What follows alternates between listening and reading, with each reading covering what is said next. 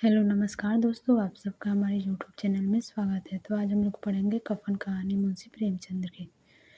झोपड़ी के द्वार पर बाप और बेटा दोनों एक बुझे हुए अलाव के सामने चुपचाप बैठे हुए हैं और अंदर बेटे की जवान बीवी बुधिया प्रसव वेदना में पछाड़ खा रही थी। रह रह कर उसके मुंह से ऐसी दिल हिला देने वाली आवाज़ निकलती थी कि दोनों कलेजा थाम लेते थे। जाड़ों की रात थी, प्रकृति सन्नाटे में डूबी हुई, सारा गांव अंधकार में लय हो गया था। यीशु ने कहा, मालूम होता है बचेगी नहीं, सारा दिन दौड़ते हो गया, जा देख तो आ। माधव चिढ़कर बोला, मरना ही तो है, जल्दी मर क्यों नहीं जाती? देख कर क्या करूं? तुम बड़ा बेदर्द है वे। साल भर जिसके साथ सुख चैन से रहा, उसी के साथ इतनी बेवफाई। तो मुझसे तो उसे तड़पना और हाथ पांव पटकना नहीं देखा जाता। चमारों का कुनवा था और सारे गांव में बदनाम। घीसू एक दिन काम करता तो 3 दिन आराम करता। माधव इतना कामचोर था कि आध घंटे काम करता तो घंटे भर चिलम पीता। इसलिए उन्हें कहीं मजदूरी नहीं मिलते थे। घर में मुट्ठी भर भी अनाज मौजूद हो तो उसे उनके काम करने की कसम थी। जब 2-4 फाड़े हो जाते तो घीसू पेड़ पर चढ़कर लकड़ियाँ तोड़ लाता और माधव बाजार से बेच लाता। और जब तक वह पैसा रहते दोनों इधर उधर मारे मारे फिरते। गांव में काम की कमी न थी। किसानों का गांव था, मेहनती आदमी के लिए 50 काम थे, मगर इन दोनों को उसी वक्त बुलाते जब 2 आदमियों से एक का काम पाकर भी संतोष कर लेने के सिवा और कोई चारा ना होता। अगर दोनों साधु होते तो उन्हें संतोष और धैर्य के लिए संयम और नियम की बिल्कुल जरूरत न होती। यह तो इनकी प्रकृति थी, विचित्र जीवन था इनका। घर में मिट्टी के 2-4 बर्तन के सिवा कोई संपत्ति नहीं। फटे चीथड़ों से अपनी नग्नता को ढांके हुए दिए जाते थे। संसार की चिंताओं से मुक्त, कर्ज से लदे हुए। गालियाँ भी खाते, मार भी खाते, मगर कोई गम नहीं। दिन इतने की वसूली की बिल्कुल आशा न रहने पर भी लोग इन्हें कुछ न कुछ कर्ज दे देते थे। मटर आलू की फसल में दूसरों को खेतों से मटर या आलू उखाड़ लाते और भून भान कर खा लेते, या 10 पाँव उखाड़ लाते और रात को चूसते। घीसू ने इसी आकाश वृत्ति से 60 साल की उम्र काट दी और माधव भी सपूत बेटे की तरह बाप की ही के पद चिन्हों पर चल रहा था, बल्कि उसका नाम और भी उजागर कर रहा था। इस वक्त भी दोनों अलाव के सामने बैठकर आलू भून रहे थे, जो कि किसी खेत से खोद लाए थे। घीसू की स्त्री का तो बहुत दिन हुए देहांत हो गया था। माधव का ब्याह पिछले ही साल हुआ था।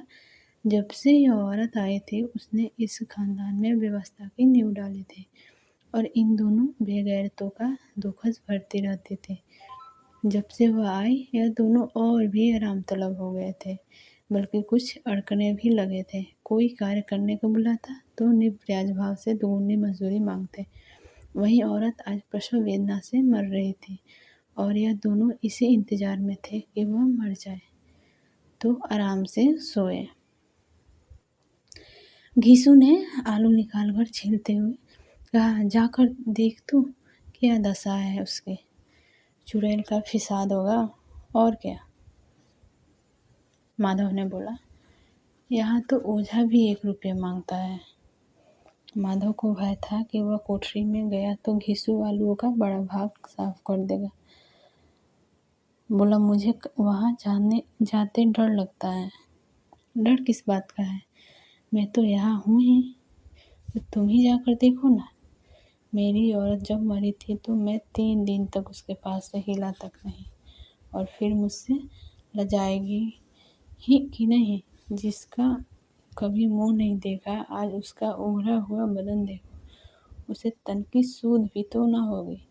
मुझे देख लेगी तो खुलकर हाथ पाँव भी ना पटक सकेगी। मैं सोचता हूँ कि कोई बाल बच्चा हुआ तो क्या होगा। सौंठ गुड़ तेल कुछ भी तो नहीं है घर में, सब कुछ आ जाएगा। यीशु ने बोला, भगवान दे तो।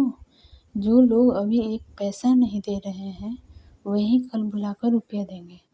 मेरे 9 लड़के हुए, घर में कभी कुछ न था, मगर भगवान ने किसी न किसी तरह बेड़ा पार पार लगा ही दिया।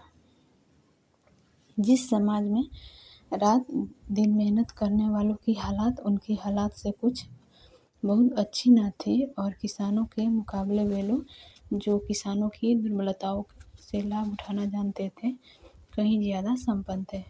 वहाँ इस तरह की मनोवृत्ति का पैदा हो जाना कोई अचरज की बात न थी।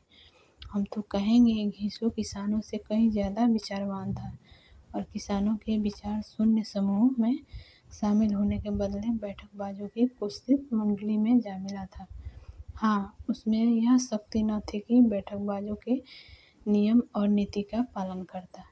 इसलिए जहाँ उसकी मंडली के और लोग गांव के सरगना और मुखिया बने हुए थे, उस पर सारा गांव उंगली उठाता था।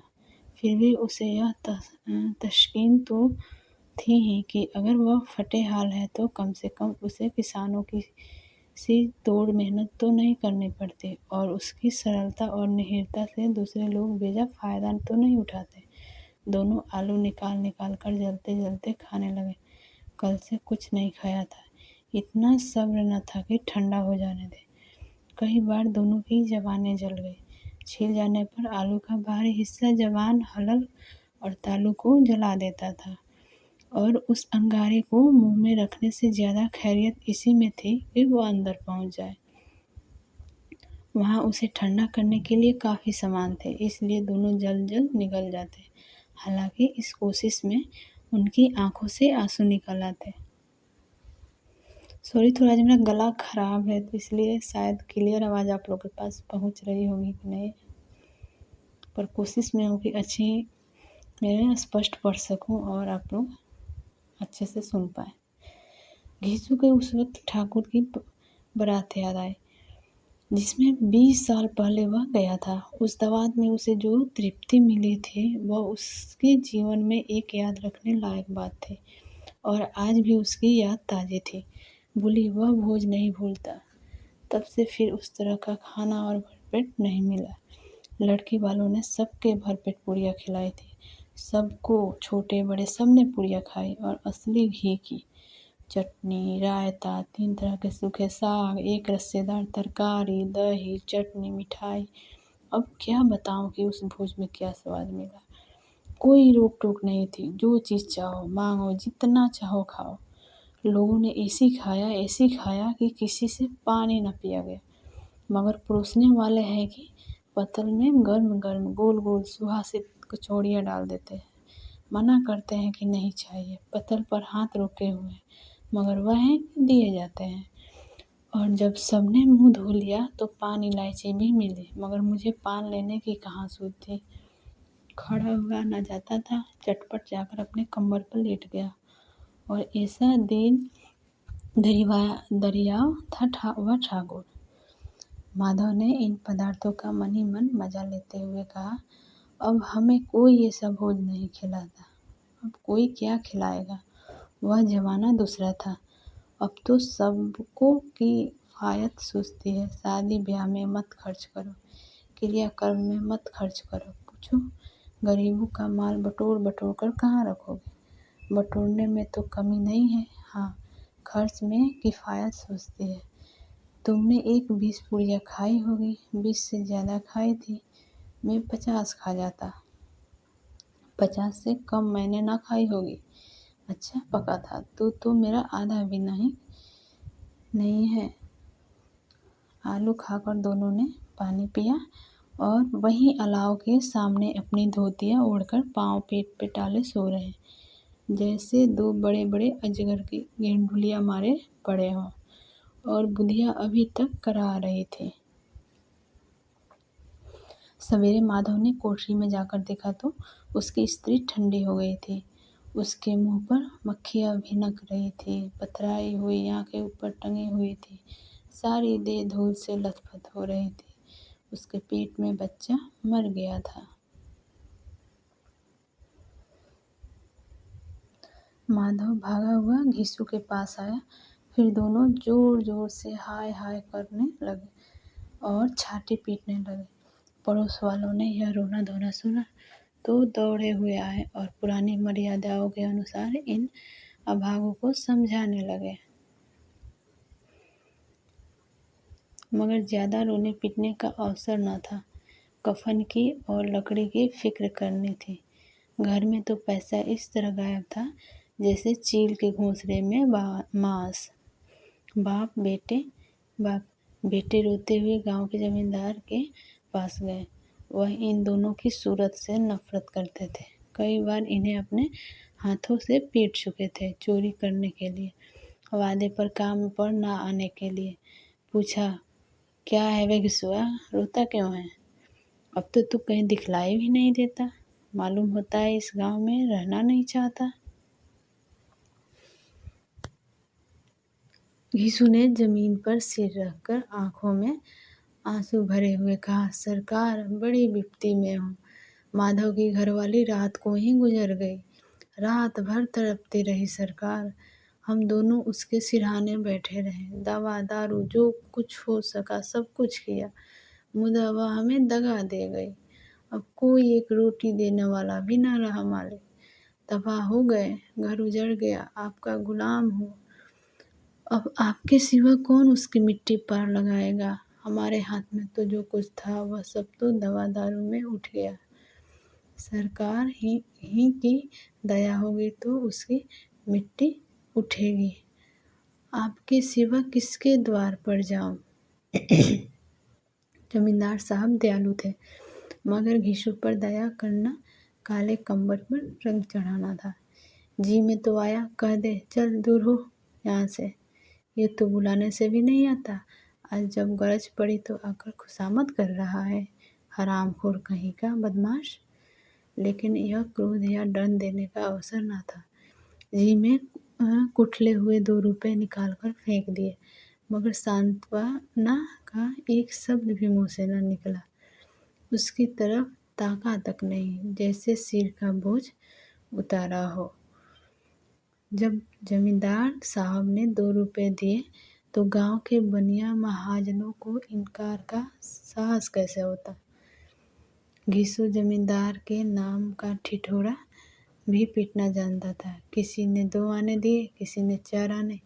1 घंटे में घिसू के पास 5 रुपए की अच्छी रकम जमा हो गई। कहीं से अनाज मिल गया तो कहीं से लकड़ी, और दोपहर के घिसू और माधव बाजार से कफन लाने चले। इधर लोग बांस काटने लगे।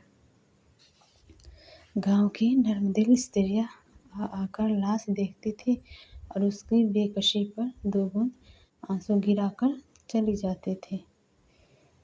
बाजार में पहुंचकर घिसू बोला, लकड़ी तो उसे जलाने भर को मिल गई है, क्यों माधव? माधव बोला, हाँ, लकड़ी तो बहुत है, अब कफन चाहिए। तो चलो कोई हल्का सा कफन ले ले। हाँ और क्या, लाश उठते उठते रात हो जाएगी, रात को कफन कौन देखता है।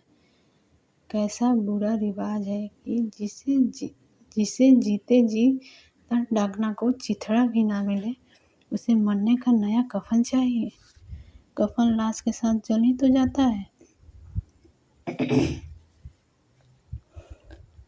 और क्या रखा रहता है। यही 5 रुपए पहले मिलते तो कुछ दवा दारू कर लेते। दोनों एक दूसरे के मन की बात ताड़ रहे थे। बाजार में इधर उधर घूमते रहे। कभी इस बाजार की दुकान पर गए तो कभी उसकी दुकान पर। तरह तरह के कपड़े, रेशमी और सूती देखे, मगर कुछ जचा नहीं। यहाँ तक कि शाम हो गई, तब दोनों न जाने किस दैवी प्रेरणा से एक मधुशाला के सामने जा पहुँचे और जैसे किसी पूर्व दिशा व्यवस्था से अंदर चले गए। वहाँ जरा देर तक दोनों असमंजस में खड़े रहे। फिर घिसू ने गद्दी के सामने जाकर कहा, साहू जी, एक बोतल हमें भी देना। उसके बाद कुछ चिखौना आया, तली हुई मछली आई और दोनों बरामदे में बैठकर शांतिपूर्वक पीने लगे। कई कुजिया तवा तोड़ पीने के बाद दोनों सरूर में आ गए। घिसू बोला, कफन लगाने से क्या मिलता, आखिर जल ही तो जाता, कुछ बहू के साथ तो न जाता। माधव आसमान की तरफ देखकर बोला, मानो देवताओं को अपनी निष्पापता का साक्षी बना रहा हो। दुनिया का दस्तूर है, नहीं लोग बांझनों को 1000 रुपये क्यों दे देते हैं और कौन देखता है परलोक में मिलता है या नहीं। बाभनों को 1000 रुपये क्यों दे देते हैं, कौन देखता है परलोक में मिलता है या नहीं। बड़े आदमियों के पास धन है, फूंके, हमारे पास फूंकने को क्या है। लेकिन लोग तो जवाब क्या दोगे, लोगों को जवाब क्या दोगे। लोग पूछेंगे नहीं कफन कहाँ है। यीशु हंसा, अबे कह देंगे कि रुपए कमर से खिसक गए, बहुत ढूंढा मिले नहीं। लोगों को विश्वास न आएगा, लेकिन फिर भी वही रुपए देंगे। माधव भी हंसा इस अनपेक्षित सौभाग्य पर, बोला, बड़ी अच्छी थी बेचारी, मरी तो खूब खिला पिलाकर, आधी बोतल से ज़्यादा उड़ गई। यीशु ने 2 सेर पूड़ियाँ मंगाई, चटनी, अचार, कलेजिया। शराब खाने के सामने ही दुकान थी। माधव लपक कर 2 पतलों में सारे सामान ले आया। पूरी 1.5 रुपया खर्च हो गया, सिर्फ थोड़े से पैसे बचे रहे। दोनों इस वक्त इस शान में बैठे पुड़िया खा रहे थे जैसे जंगल में कोई शेर अपना शिकार उड़ा रहा हो। न जवाबदेही का खौफ था, न बदनामी की फिक्र। इन सब भावनाओं को उन्होंने बहुत पहले ही जीत लिया था। यीशु दार्शनिक भाव से बोला, हमारी आत्मा प्रसन्न हो रही है तो क्या उसे पुण्य न होगा। माधव ने श्रद्धा से सिर झुकाकर तस्दीक की, जरूर से जरूर होगा। भगवान तुम अंतर्यामी हो, उसे बैकुंठ ले जाना। हम दोनों हृदय से आशीर्वाद दे रहे हैं। आज जो भोजन मिला वह कभी उम्र भर न मिला था। एक क्षण के बाद माधव के मन में एक शंका जागी। बोला, क्यों दादा, हम लोग भी एक न एक दिन वहाँ जाएंगे ही। यीशु ने इस भोले भाले सवाल का कुछ उत्तर न दिया। वह परलोक की बातें सोचकर इस आनंद में बाधा न डालना चाहता था। जो वहाँ हम लोगों से पूछे कि तुमने हमें कफन क्यों नहीं दिया, तो क्या कहोगे। कहेंगे तुम्हारा सिर, पूछेंगे तो ज़रूर, तो कैसे जानता है कि उसे कफन ना मिलेगा। तो मुझसे ऐसा गधा समझता है। 60 साल क्या दुनिया में घास खोदता रहा हूँ, उसको कफन मिलेगा और बहुत अच्छा मिलेगा। माधव को विश्वास न आया। बोला, कौन देगा। रुपए तो तुमने चट कर दिए, वह तो मुझसे पूछेगी। उसकी मांग में तो सिंदूर मैंने डाला था। कौन देगा, बताते क्यों नहीं। वही लोग देंगे जिन्होंने अबकी दिया। हाँ, अबकी रुपए हमारे हाथ ना आएंगे। ज्यों ज्यों अंधेरा बढ़ता था और सितारों की चमक तेज होती थी, मधुशाला की रौनक भी बढ़ती जाती थी। कोई गाता था, कोई डींग मारता था, कोई अपने संगी के गले लिपटा जाता था, तो कोई अपने दोस्तों के मुंह में कुल्हड़ लगाए देता था। वहाँ के वातावरण में सुरूर था, हवा में नशा। कितने तो यहाँ आकर एक चुल्लू में मस्त हो जाते थे। शराब से ज़्यादा यहाँ की हवा उन पर नशा करते थे। जीवन की बधाएं यहाँ खींच लाती थी और कुछ देर के लिए यह भूल जाते थे कि वे जीते हैं या मरते हैं, या ना जीते हैं ना मरते हैं। और यह दोनों बाप बेटे अब भी मज़े लेकर चुस्कियाँ ले रहे थे। सबकी निगाहें इनकी ओर जमी हुई थी। दोनों कितने भाग्य के बली हैं, पूरी बोतल के बीच में है। भरपेट खाकर माधव ने बची हुई पूड़िया का पत्तल उठाकर एक भिखारी को दे दिया, जो खड़ा इनकी ओर भूखी आंखों से देख रहा था और देने के गौरव, आनंद और उल्लास का अपने जीवन में पहली बार अनुभव किया। यीशु ने कहा, ले जा, खूब खा और आशीर्वाद दे। जिसकी कमाई है वह तो मर गई, मगर तेरा आशीर्वाद उसे ज़रूर पहुँचेगा। रोए रोए से आशीर्वाद दो, बड़ी गाढ़ी कमाई के पैसे हैं। माधव ने फिर आसमान की तरफ देखकर कहा, वह बैकुंठ में जाएगी दादा, बैकुंठ की रानी बनेगी। यीशु खड़ा हो गया और जैसे उल्लास की लहरों में तैरता हुआ बोला, हाँ बेटा, बैकुंठ में जाएगी। किसी को सताया नहीं, किसी को दबाया नहीं, मरते मरते हमारी ज़िंदगी की सबसे बड़ी लालसा पूरी कर गई। वरना बैकुंठ जाएगी। तो क्या ये मोटे मोटे लोग जाएंगे जो गरीबों को दोनों हाथों से लूटते हैं और अपने पाप को धोने के लिए गंगा में नहाते हैं और मंदिर में जल चढ़ाते हैं। श्रद्धालुलता का यह रंग तुरंत ही बदल गया। अस्थिरता नशे की खासियत है। दुख और निराशा का दौरा हुआ। माधव बोला, मगर दादा बेचारी ने जिंदगी में बड़ा दुख भोगा, इतना दुख झेलना कर मरे। वह आंखों पर हाथ रख कर रोने लगा, चीखे मार मार कर। यीशु ने समझाया, क्यों रोता है बेटा? खुश हो कि वह माया जाल से मुक्त हो गए, जंजाल से छूट गए।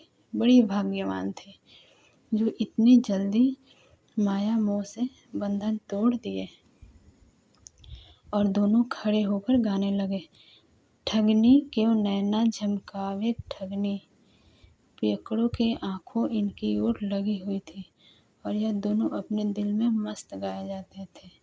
फिर दोनों नाचने लगे, उछले भी, कूदे भी, गिरे भी, मटके भी, भाव भी बताए, अभिनय भी किए और आखिर नशे में मदमस्त होकर वहीं पर गिर पड़े।